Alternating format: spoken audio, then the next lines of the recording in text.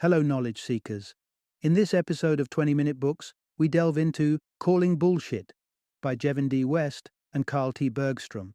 This enlightening 2020 publication guides readers through the muddled waters of information overload in our modern age. It is a masterclass in identifying the manipulation of data and scientific processes, offering tools and insights to detect and combat the spread of misinformation. West and Bergstrom, both leading scientists at the University of Washington, lend their expertise to this crucial subject. West, an associate professor in the Information School and the director of the Center for an Informed Public, specializes in analyzing the circulation of misinformation. Meanwhile, his co-author, Carl T. Bergstrom, is a biology professor whose research focuses on the flow of information through complex networks. This book is particularly suited for enthusiasts of popular science who are keen to peek behind the veil shrouding the data that shapes our perception of the world. Data enthusiasts looking to enhance their analytical skills will find it invaluable, and concerned citizens committed to the fight against misinformation will discover actionable strategies for engaging with the world more critically. Join us as we cut through the noise and empower ourselves with the ability to call out bullshit when it arises in the prolific exchange of information marking the 21st century.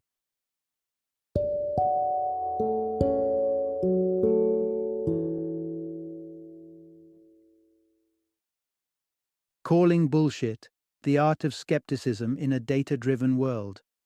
Introduction. Ditch the nonsense. Sharpen your bullshit radar.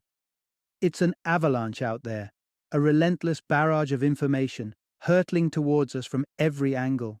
Your phone chimes, emails stack up, social media beckons, and the news plays on a constant loop.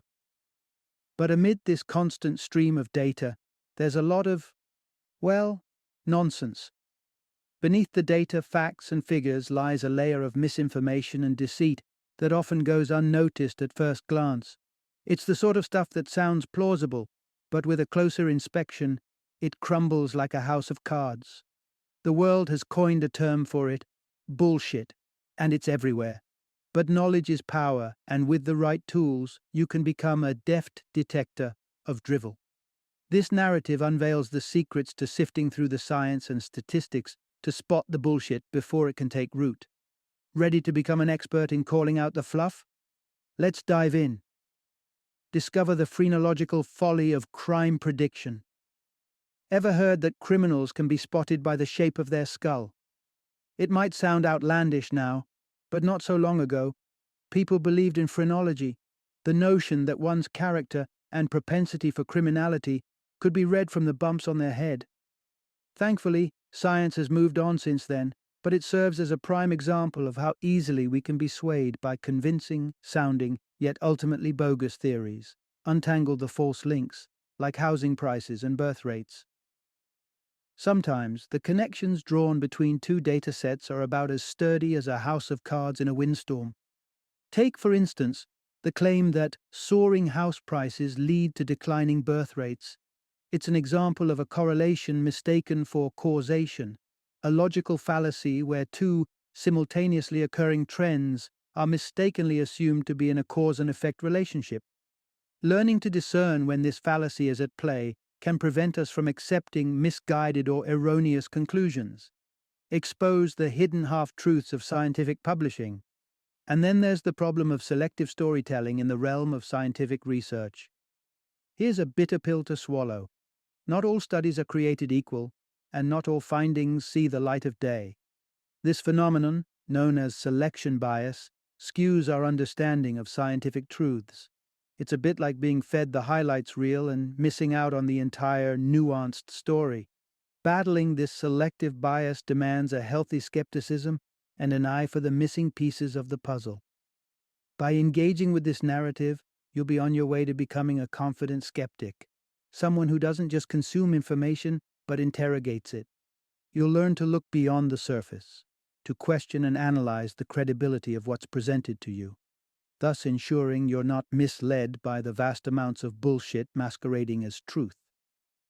Keep this skepticism handy. It's your best defense in a world brimming with balderdash.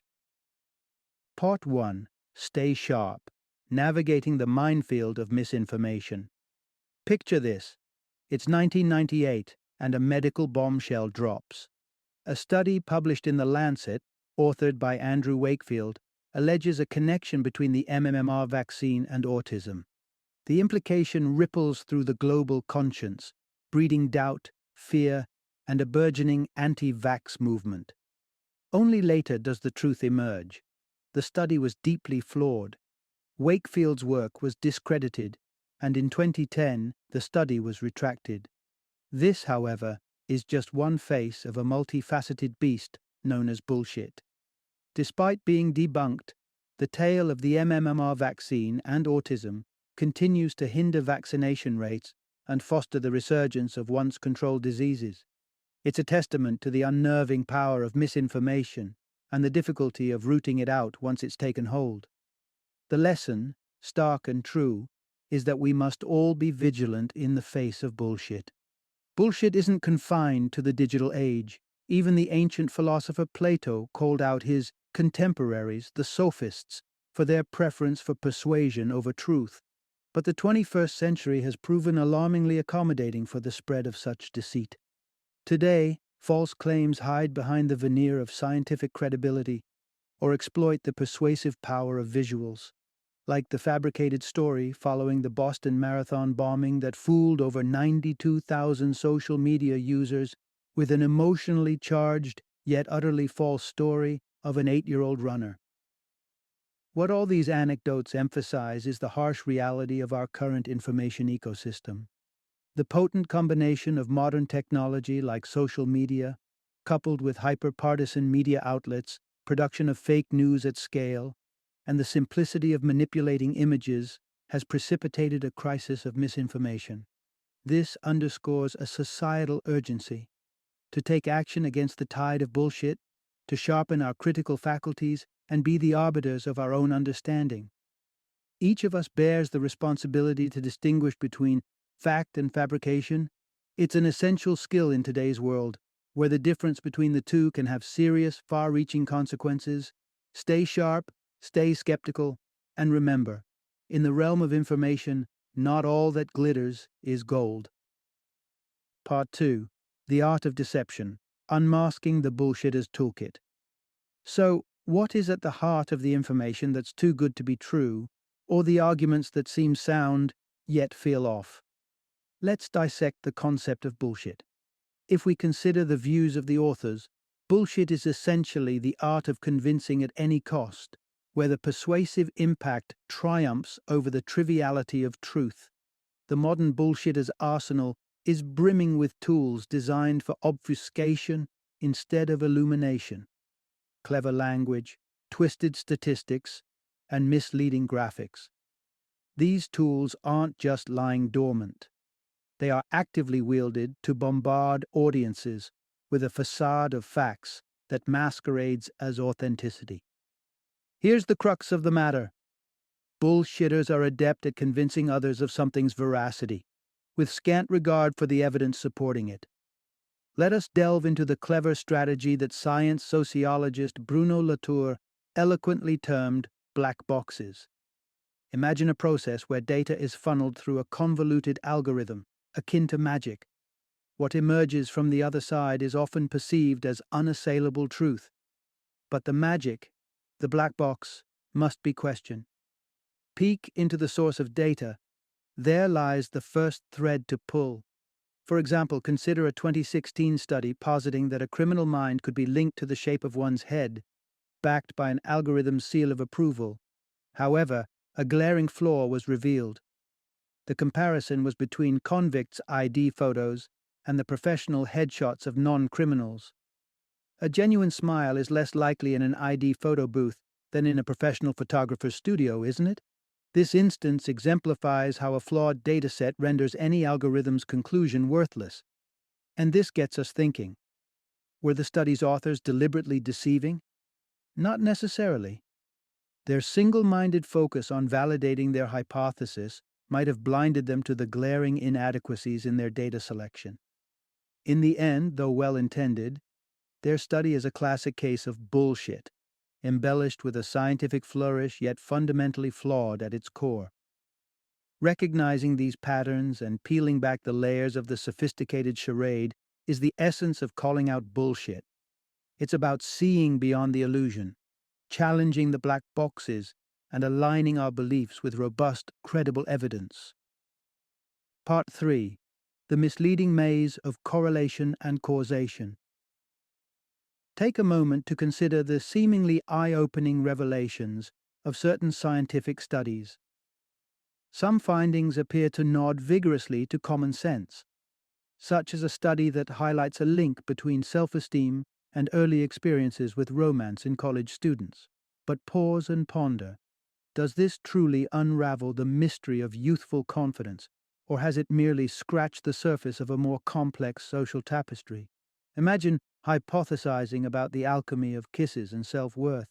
Does one lead to the other, or are they fellow travelers on the path of burgeoning young relationships?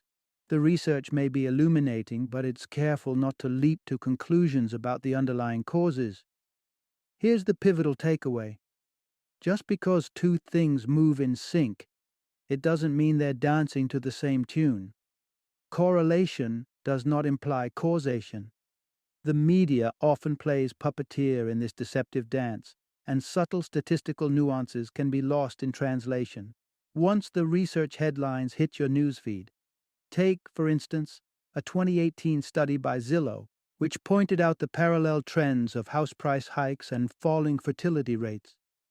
The study was circumspect, noting that these two phenomena coincide but don't necessarily cause one another. Yet, when the baton was passed to the media, caution was thrown to the wind as reports spun a tale of cause and effect, shedding the nuances of the original research. It's essential to understand that correlation can sometimes be an echo chamber, amplifying coincidences. For example, plotting the surge in autism diagnoses alongside the growth of organic food sales may reveal a tight correlation. Both have spiked in recent years, but to imply that one leads to the other is to walk a tightrope with no safety net of reason. They're twin graphs of growth, but hardly a meaningful map of mutual cause and effect. Remember, studies may point you to the treasure chest, but it's the discerning eye that can tell fool's gold from the real deal. Uncover the truths buried beneath layers of correlational convenience. Question, clarify, and critically evaluate before you etch those findings onto the stone tablets of your understanding. Part 4. Decoding Deception. The Alarming Flexibility of Figures. Let's ponder a seemingly trivial moment. One of the authors, Carl, is about to indulge in a late-night cocoa craving at a hotel. He picks up the packet and scans for its caffeine content. 99.9% caffeine-free, it proudly claims. Momentarily reassured, Carl then calculates this in the context of a standard Starbucks coffee, which, despite its notoriety for caffeine, is already 99.9% caffeine-free by volume. Suddenly, the cocoa's boast seems less than boast-worthy. This anecdote reveals a stark truth. Numbers can become chameleons in the hands of those intent on persuasion. Consider this. Numbers pack an emotional punch. The website Breitbart once highlighted that 2,139 individuals with DACA status have been convicted or accused of crimes. This number, devoid of context, appears daunting. However, set against the backdrop of the total 700,000 DACA individuals, the perspective shifts dramatically. Suddenly, the statistical likelihood of a DACA individual having a criminal accusation is dwarfed by the incarceration rates of U.S. citizens.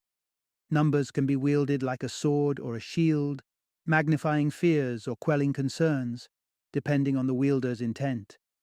When discussing numerical increments, whether in figures or percentages, one can play a conjurer's trick to manifest sizable issues from minuscule matters. Take, for example, the risk of alcohol-related health problems. A press release from The Lancet noted a 0.5% increase in risk from one daily drink. Yet, this statistic hovers over a baseline risk of merely 1% in non-drinkers, revealing the actual risk increase to be a negligible 0.005 percentage points. Herein lies an essential lesson in mathematical literacy: the distinction between percentage differences and percentage point differences.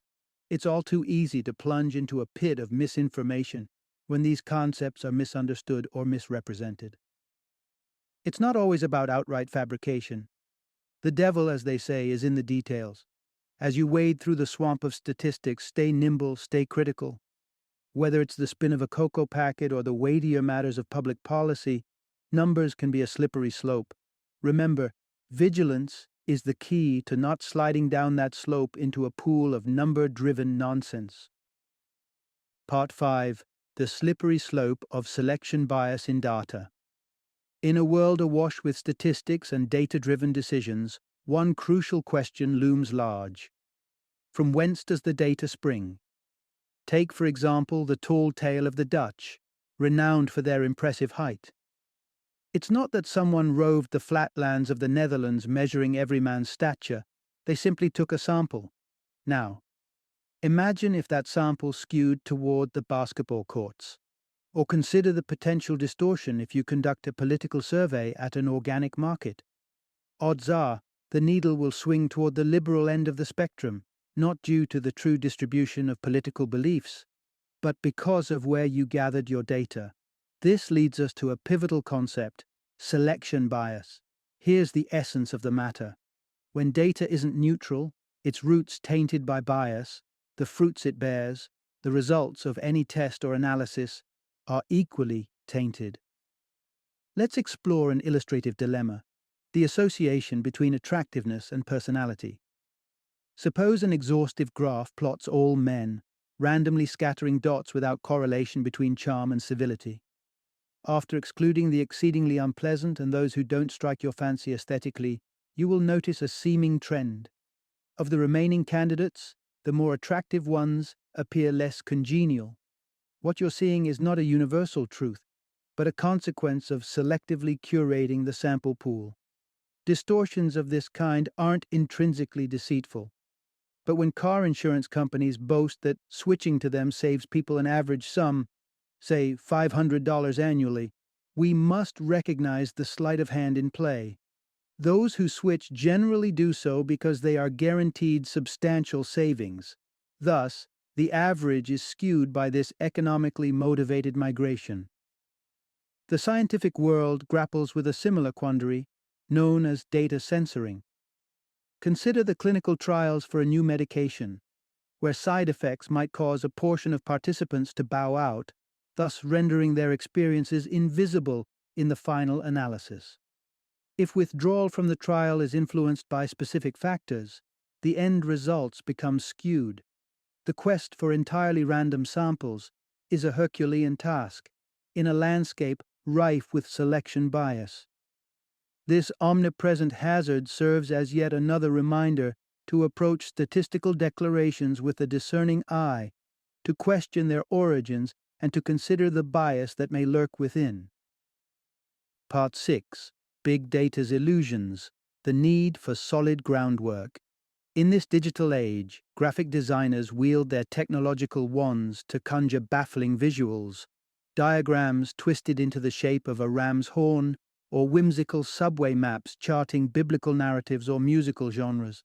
Such creations are more than mere eye candy. They're engaging ways to convey information. Yet, don't let the traditional facade of bar charts and graphs fool you. Without a full scale, proportions can be distorted, obscuring the true narrative. And as we step further into the complex digital landscape, particularly the world of big data, another caveat awaits us. Let's consider this critical insight. Big data and machine learning aren't immune to the pitfalls of quality. The data underpinning them must be legitimate. The allure of big data lies in its vastness, which, when harnessed by enigmatic algorithms in machine learning, can perform feats from facial recognition to advanced market predictions. But there's a catch. Oftentimes, these algorithms act as inscrutable black boxes, producing outcomes detached from transparent understanding. For instance, let's revisit the tale of the machine learning algorithm, making dubious criminal identifications based on facial analysis. Similarly, A chest X-ray analysis machine was fed a diet of images tagged for heart or lung issues, only to learn to spot anomalies based on irrelevant text printed by a specific type of scanner. A triumph in pattern recognition, yes, but medically irrelevant. A leap of faith in machine learning also led Google astray. In 2008, Google Flu Trends embarked on a mission to map the spread of influenza through search queries. Yet, its algorithm started associating the flu trends with winter search spikes that had no medical connection, such as high school basketball. As the seasons passed, the algorithm's predictions deteriorated, hampered by the treacherous assumption that correlation equates to causation. Google's algorithm was adept at analyzing historical patterns, but floundered when tasked with navigating the future. Its disconnection from causative links led it into a quagmire of irrelevance. The lesson is clear. No matter how expansive or sophisticated our datasets and algorithms may appear, their outputs are still bound by the quality of their inputs. Human oversight remains an indispensable arbiter in differentiating between meaningful insights and statistical chimeras. As we venture through this realm where the virtual and the real intertwine, let's not be blinded by the grandeur of machine learning. Instead, let's apply the human touch, scrutinizing, questioning, and discerning, to ensure we avoid mistaking the mirage of machine insights for oases of truth. Part 7. Science's Achilles heel. The pervasive presence of bullshit. Science's quest for truth is a noble one, driven by a self-correcting impulse that propels progress. Experiments build upon each other, painting an ever-evolving picture of our understanding. However, this does not imply the existence of an absolute scientific truth. Instead, we have a collective body of knowledge, growing incrementally through each study's contributions. But herein lies a dilemma. The scientific domain isn't immaculate. It's riddled with flaws that can let bullshit slip through the cracks. The publication landscape favors the positive, the groundbreaking, the affirmatory. And this is where selection bias rears its head. If a myriad of experiments fail to produce notable results, they might never see the light of day. It's the success stories, those that confirm hypotheses, that grace the pages of journals.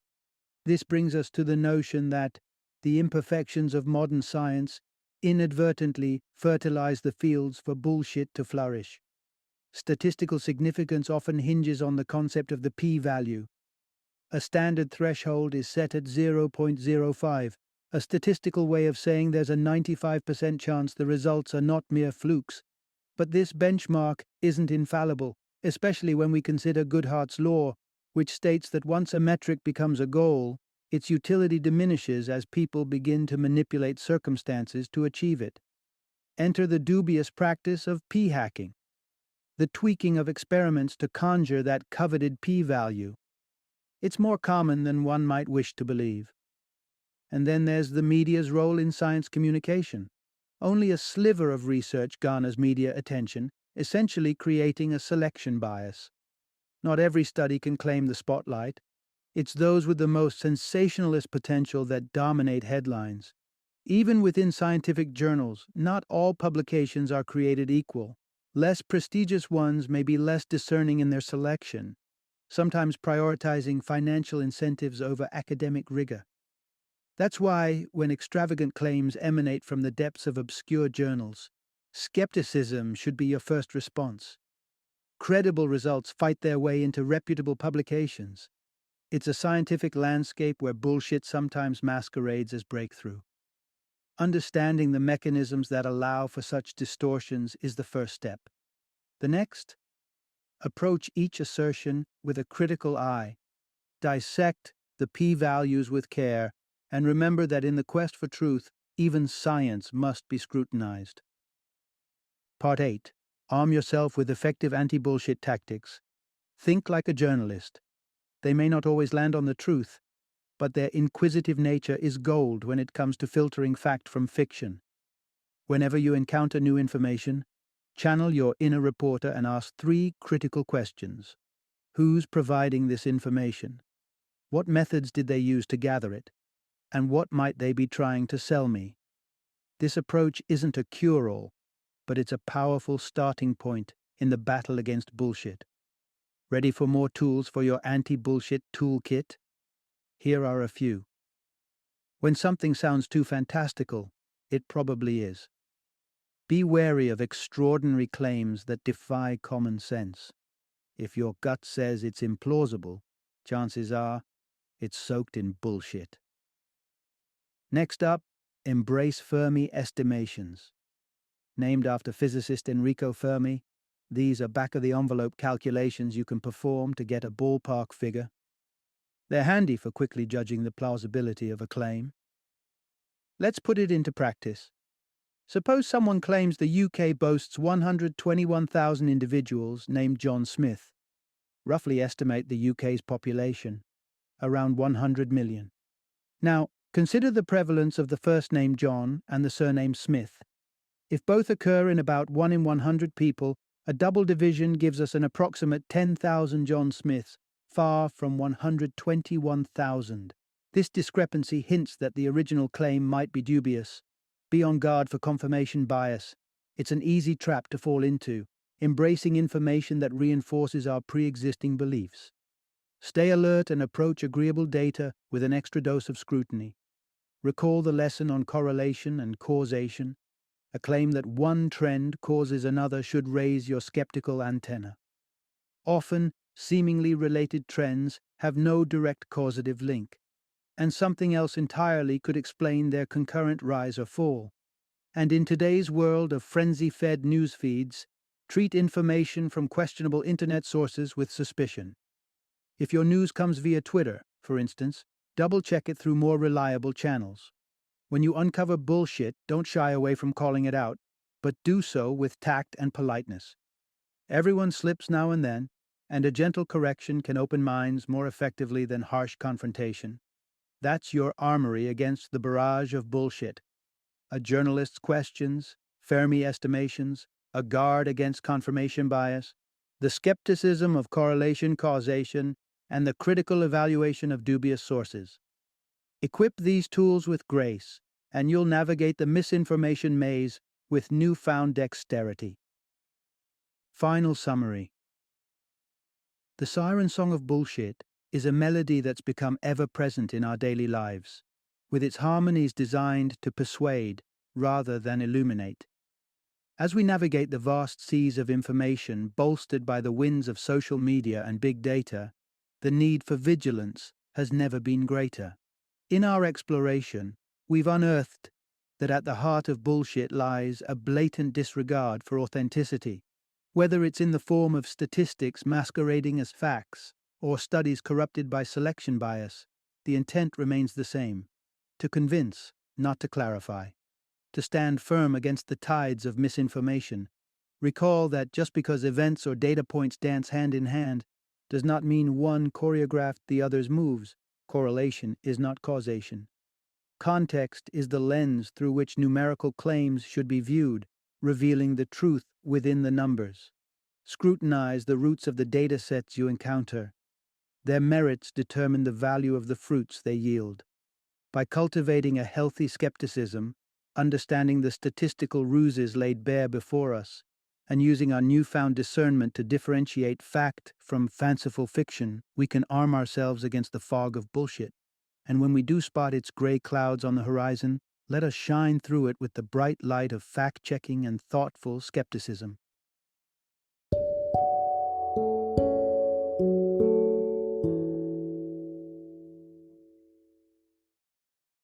Thank you for joining me today on this journey of learning and discovery as we explored the insights of another thought-provoking book in our growing library of knowledge.